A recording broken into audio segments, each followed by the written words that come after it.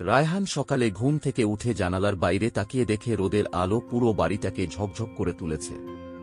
সে তখন ঠিক করে আজ সে নানু বাড়ির পিছনের বাগানে যাবে। নানুর বাগানটা খুব সুন্দর, রকমারি ফুল, পাখির ডাক আর নানুর হাতে লাগানো গাছগাছালি।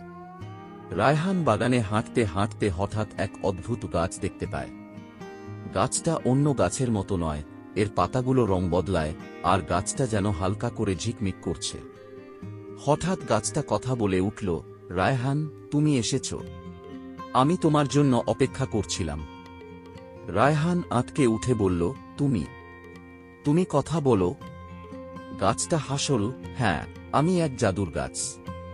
কেবল সৎ ও সাহসী শিশুরাই আমাকে দেখতে ও আমার কথা শুনতে পায়।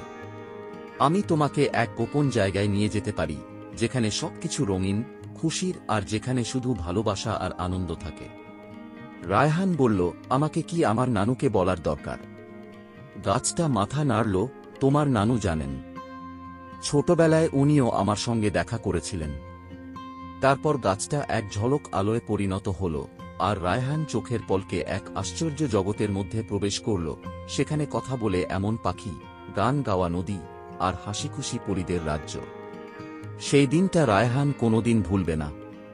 সে বুঝেছিল, জাদু শুধু বইয়ে না, প্রকৃতির মাঝেও লুকিয়ে থাকে, যদি আমরা মন দিয়ে তাকাই।